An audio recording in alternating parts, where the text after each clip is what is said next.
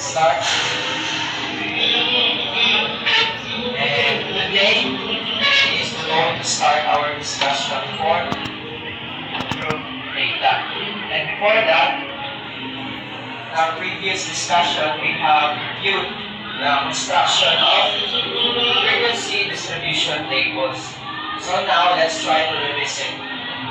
What is the difference between ungrouped and grouped data? From your previous experiences, like kung nag-solve mo sa mga examples na to sa ungrouped data, tapos kung nag-solve mo sa grouped data sa mga blended learning. Kasi yung kanahian. Okay, so you can slide.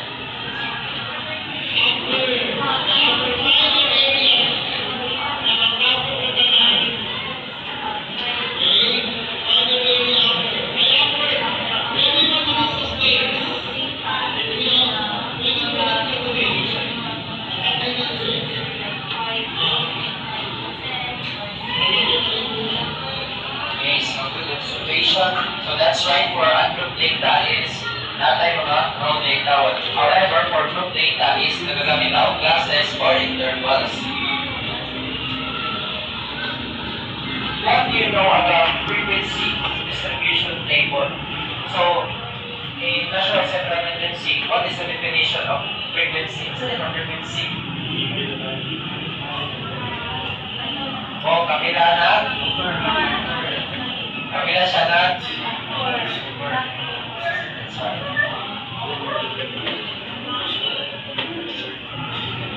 And these are the learning objectives for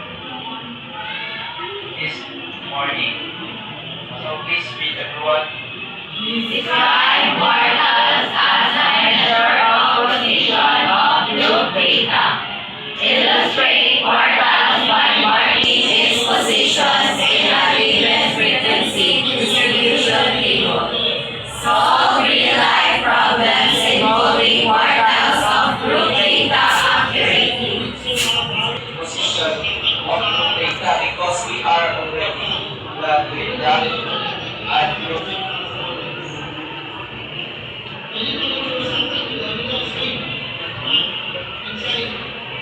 Activity. So for these activities, we're going to work together as a group. So for this column is group 1, for column 2 is group 2, and for this one, for this group is you will work together as group 3. So the activity for this morning is this one. So finding the missing piece, we cannot really find the value of something if there is missing. So we will going to find the missing piece. So for this activity is we're just going to fill in the missing values in a given frequency distribution table. And we'll work together as a group. So for group 1, kailangan i-complete for group 2 and for group 3. So please proceed sa inyong grupo and sa work together mo to complete the activity. So lalo mo ikaw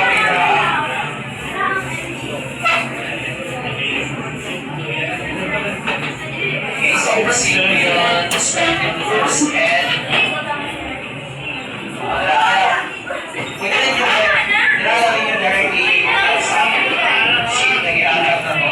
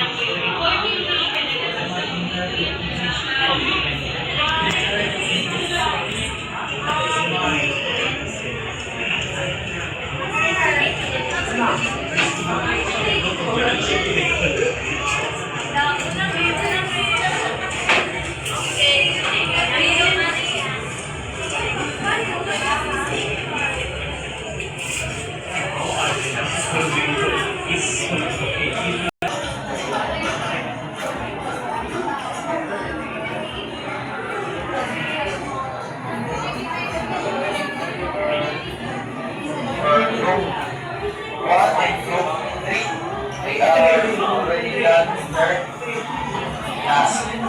So we will wait for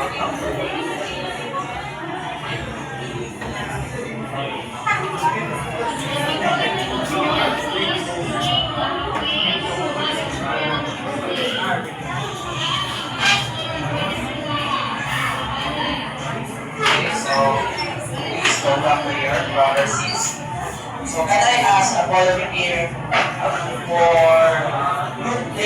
So you volunteer from group D. So how did you find the missing values in the column for lower class boundaries? So yung sa ninyo, ang missing na row, yung sa ninyo siya pag-find for the lower class boundaries. So, okay, so you guys can stand well. You can stand.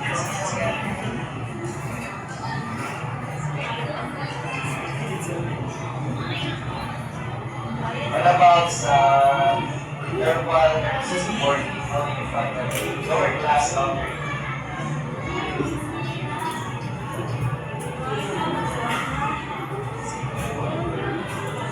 Okay, so thank you. So for the lower class boundaries, as we have discussed in our review for construction of frequency distribution table, is for lower class boundaries, need lang naman sa block of 0.5 for the lower class limit. So the lower class limit for the class interval 21 to 25 is 21, and we just need to subtract 0.5 for the lower class limit, and it's also the same with the remaining intervals. And what I can see here is that yung pagkipasa is nakuha ko ninyo. So let's clap.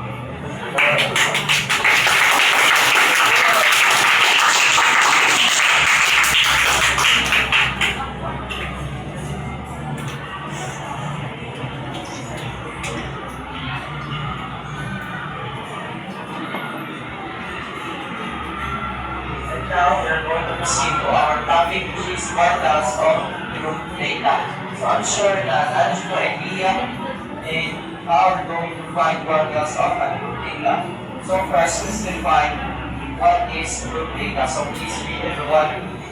Group data refers to a set of data organized into intervals or categories, which simplifies the analysis of large data sets. Measure of positions for group data includes one of the measures of position. Quartiles divides the data set into 4 equal parts.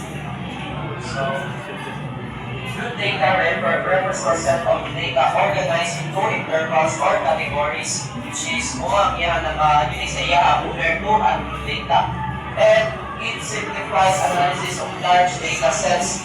So as what you can observe sa ang pinaka-challenging na part sa ungroup data is ang pag-rearrange sa iya into ascending order. Pagdagan na mayo ang number of elements in the data set, kaya po 20, 50. So that's why we have group data. Because for large data sets such as if n niya is equal to 30, 40, and 50, usually ang ginagamit natin is group data because we can just organize it into intervals and or classes. So for quartiles of group data, we have the following formula. So natin formula for the position and natin formula for the value. Nag-review na sa last discussion na to. So we have LD or the lower boundary of the QK class. N is the total frequency or the number of elements. And we have the cumulative frequency of the class before the QK class. So, for example, if makuha na nato ang position sa mga QK class, ang cumulative frequency sa class before ato, kaya kung siya ato ang CFN. And next is we have frequency of the QK class.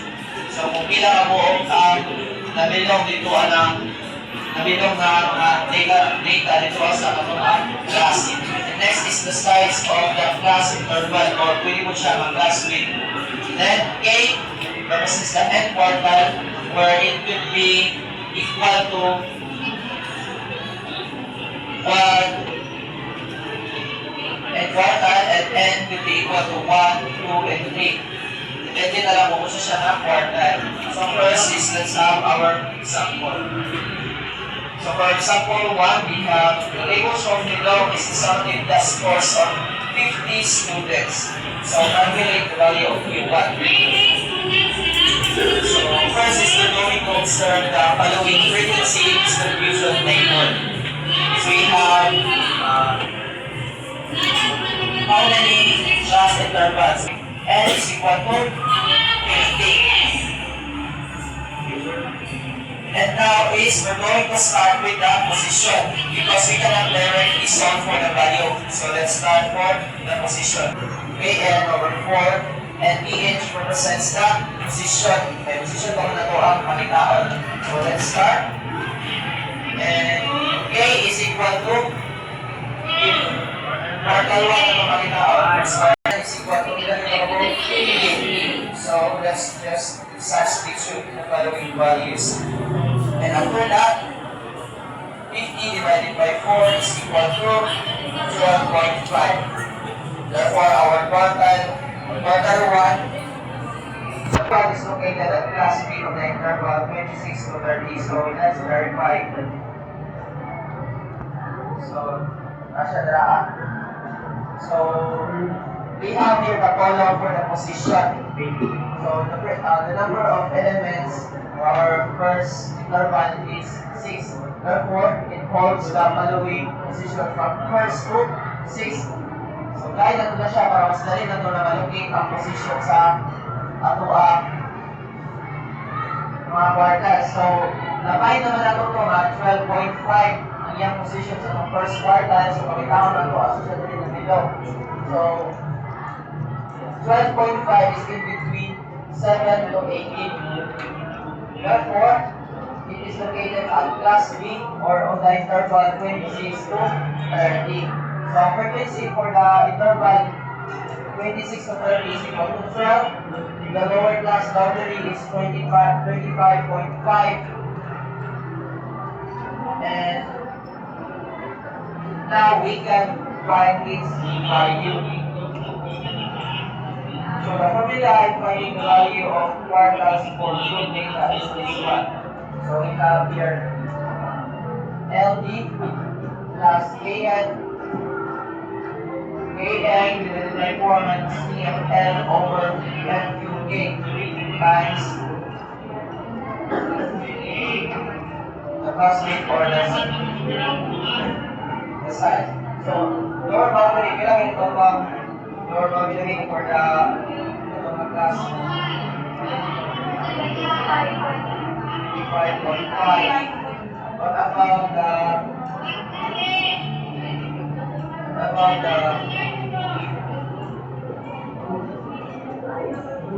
so for CFL this is the cumulative frequency of this one. So ang unique class is the interval 26 to 30. So ang class before na is 21 to 25 and ang yung CFL is 6. And ang frequency ang kumila.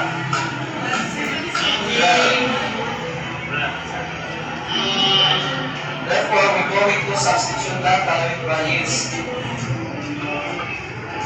So we have here our lower boundary is equal to 95.5. Kn over 4 is equal to 9.5, which is ang nakuha sa position.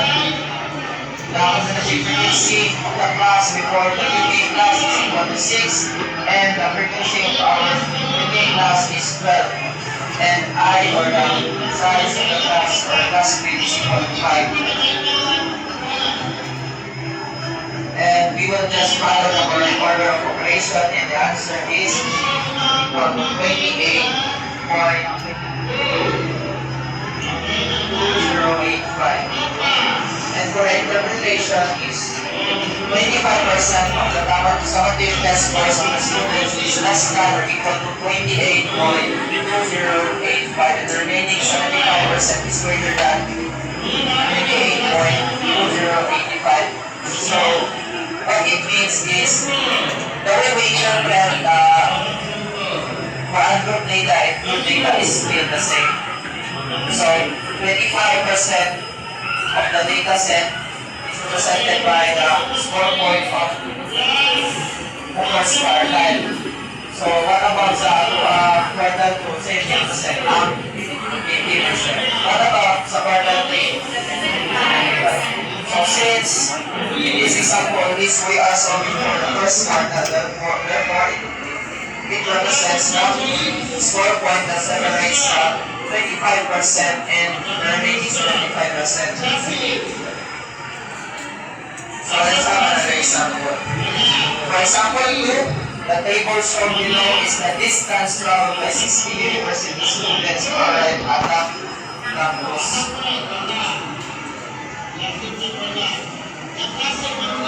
So let's try to find the position.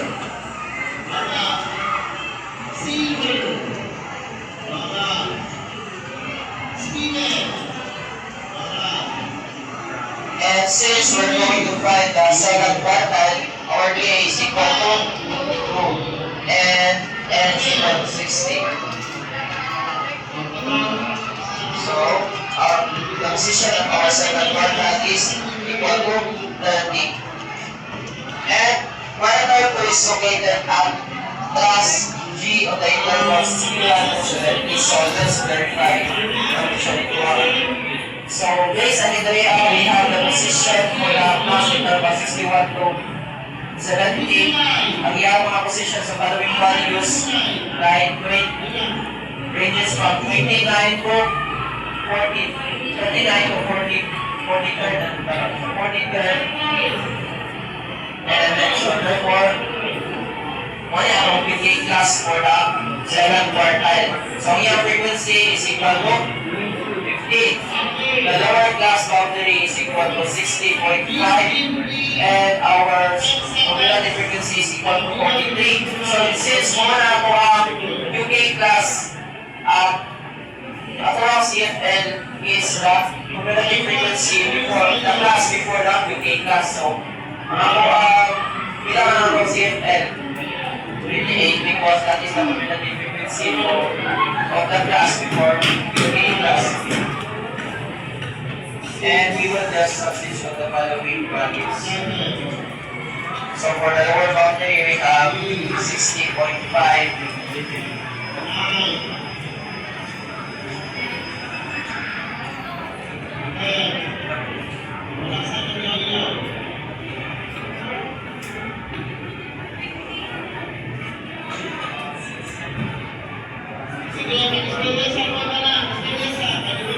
Let's have another example. So the table shown below is the number of hours spent by 50 students in the library. So we are going to calculate the value for the third quartile.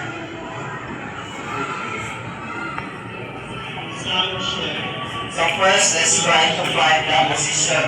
So since ako ang pagkitaon is ang third quartile, kailangan ang value sa term K, B, and N is equal to B. So isubstitute na ito siya sa mga formula. And our third quartile, the position of our third quartile is equal to 37.5. And it is located at class 8 on the interval 51 to 55. So let's try to verify. Position is 37.5.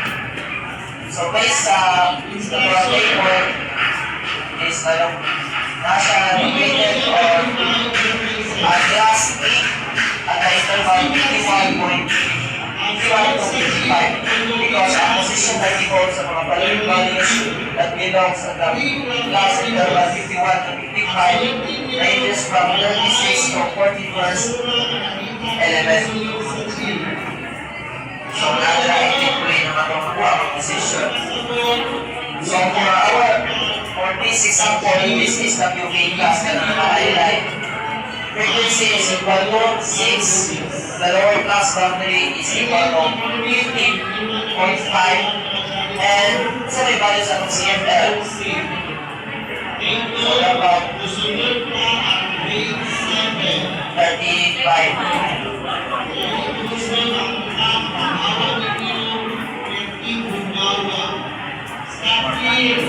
So we will just substitute the following values.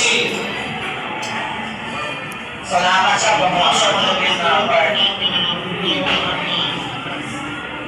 So LB, the lower boundary is equal to 2.5 and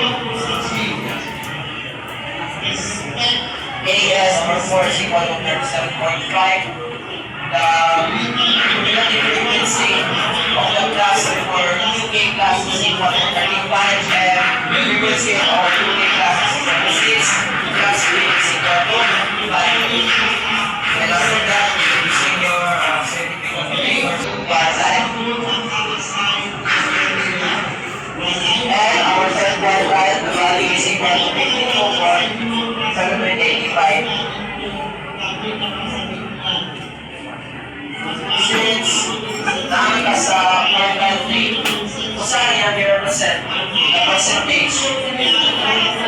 So 75%. And for the interpretation is 75 of the number of hours spent by 50 students in the library is greater less than or equal to 52.185 hours. And since napaman remaining na 75% sa ilang hours spent is na remaining na 75% is more than 52.585. Ay, dapat 55%.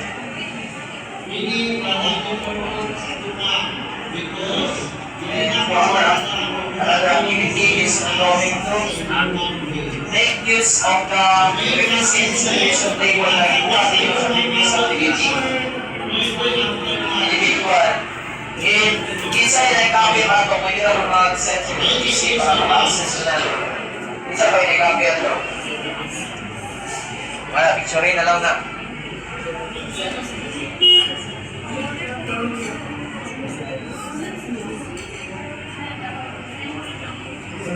And for this activity is, I will give you 10 minutes. So please get one whole sheet of paper and find the first quartile and the third quartile.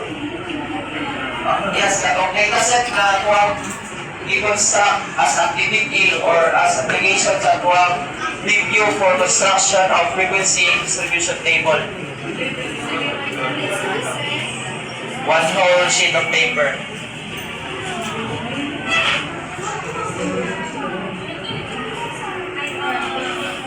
Table na table. Table lang itong gamiton, tapos okay, so we will make use of the table na katong na-construct. Tapos, mo na siya na problem, di ba? Yeah, frequency distribution table na use na kata mo itong gamiton to find the first quartile and the third quartile.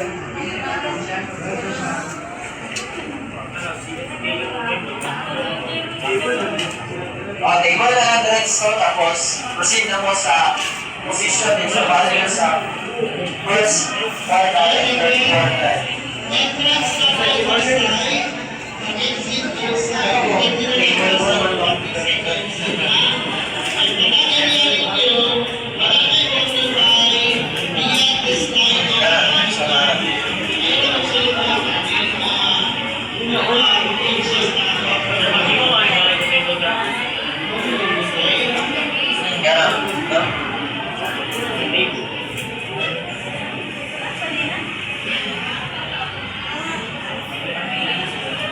Wala siya.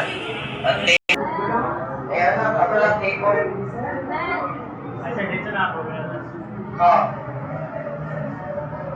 After niyo, kung may table, lalo may copy sa table.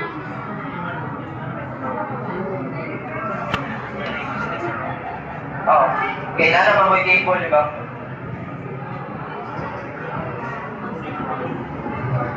Sa table na lang, tapos na na yung position and value. So, in-make use mo na ito table na na-construct sa ito ang frequency distribution table. Kapag sa review na to, then after that is makita ninyo ang first and third quartile.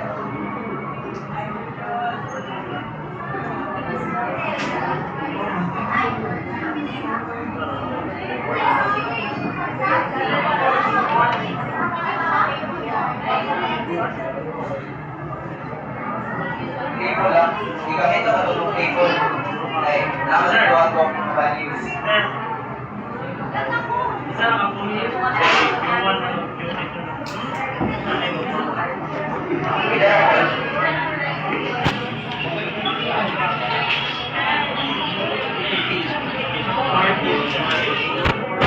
Gamitin mo rin ang table para makuha rin mo ang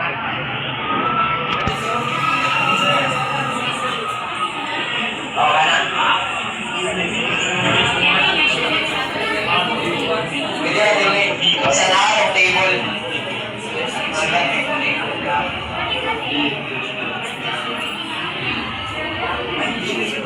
Talaga, hindi mo na yung tapos steps.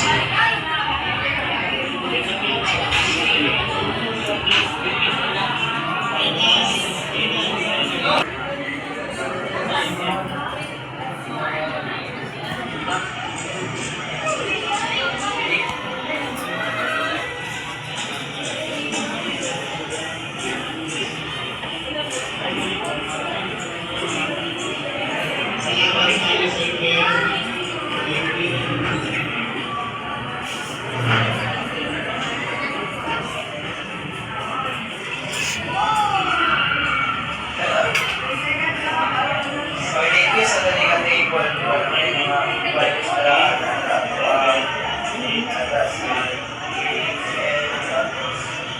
nakuha ko ang lower boundaries. Nakuha ko ang kuhan. Negative frequency.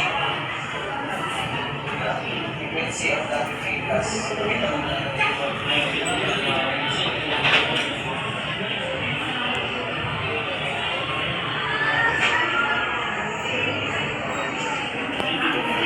Still have 8 minutes left for our activity.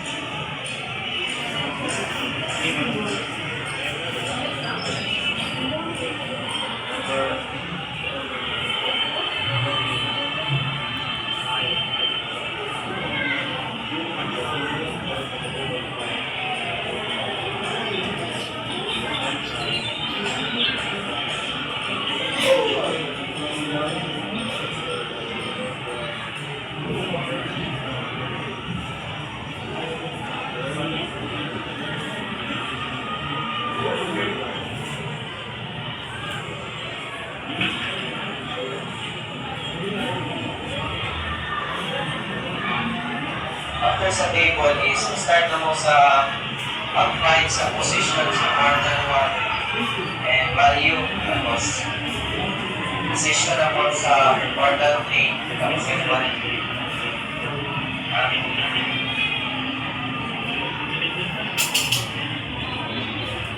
Para ito.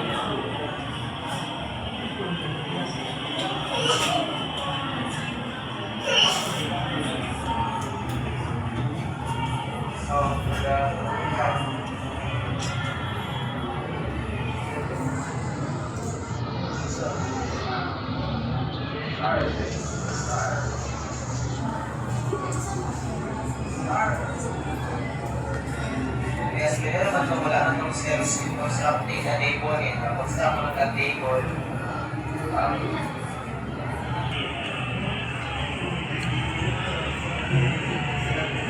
para guided mo is are the following terms na kailangan ninyo makitaon and formula for the position and the following. Formula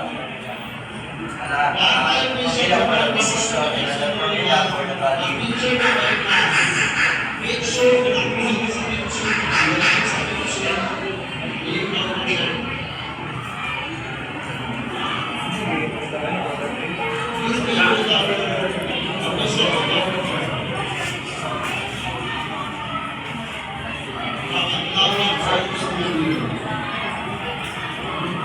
Basa naman na pen.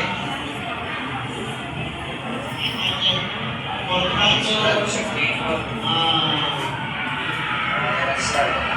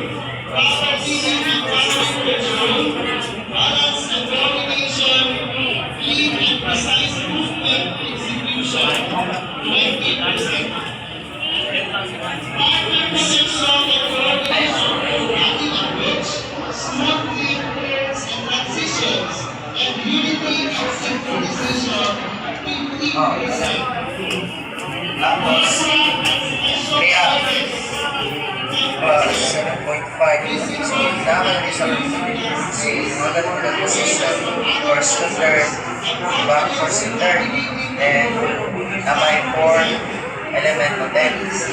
Pili for guided ka. Para dili ka malita.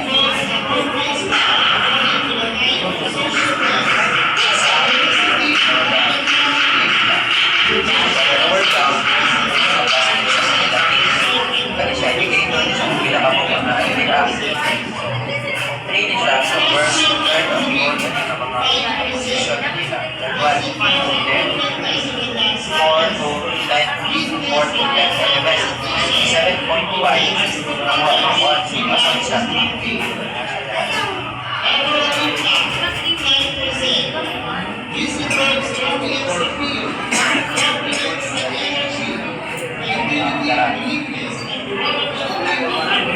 Okay, kung muna yung class boundaries, lower and upper. So, muna siya yung multi-page class. Okay, kung muna mo nakuha ang mga position sa imong course. Don't forget that.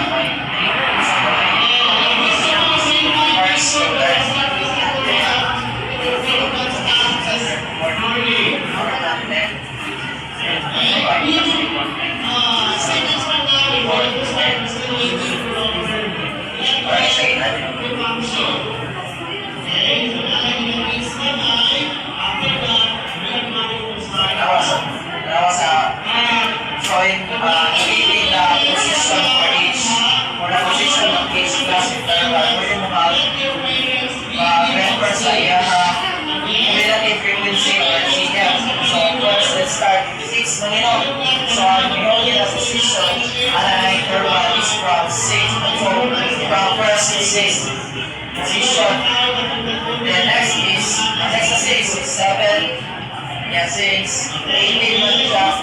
So 7, 8, 11. And ano naman siya. So for this method, response the position is makahelp sa inyo ma-allocate yung easily ang position sa UK class. So, pwede mo mag-add another column na rin the position para mas dali. And mag-refer mo na sa inyong mga cumulative frequency.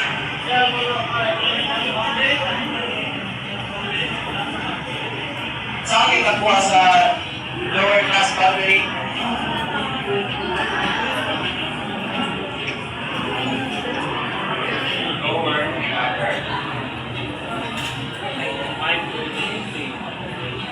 Alex, na formula.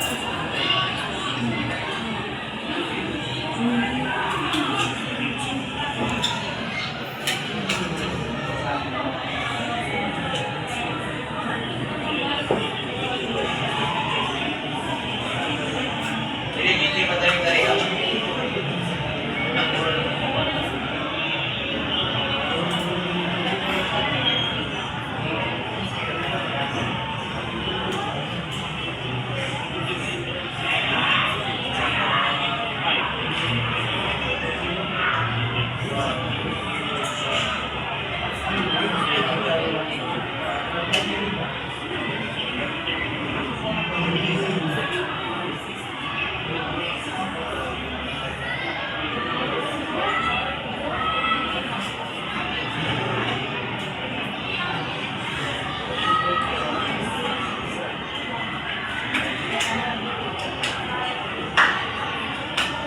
So kindly refer sa concept mo.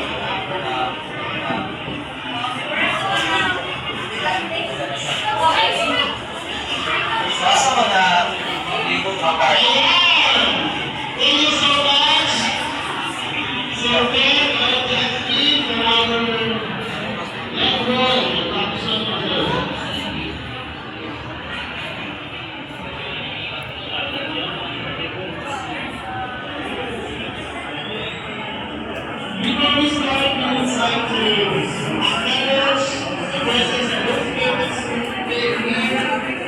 Our sports coordinator,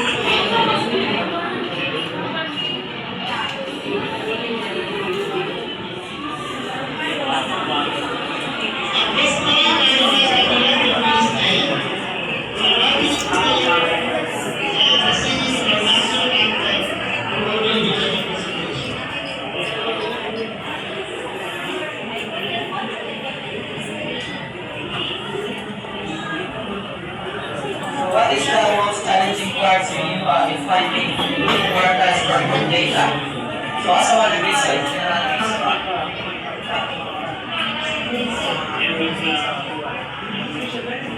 asa lagi. So naka-interval siya. So what makes the group data different compared to ungroup kay nag-rely mo sa intervals. So that's why important kayo na mag-observe din mo klaro sa frequency distribution table or wala pa, isi-construct din siya o klaro. And then please remember that we only have two formulas for the quartiles of group data. One formula for the position and one formula for the value. And to end our discussion for this morning is please review the following examples that we have discussed.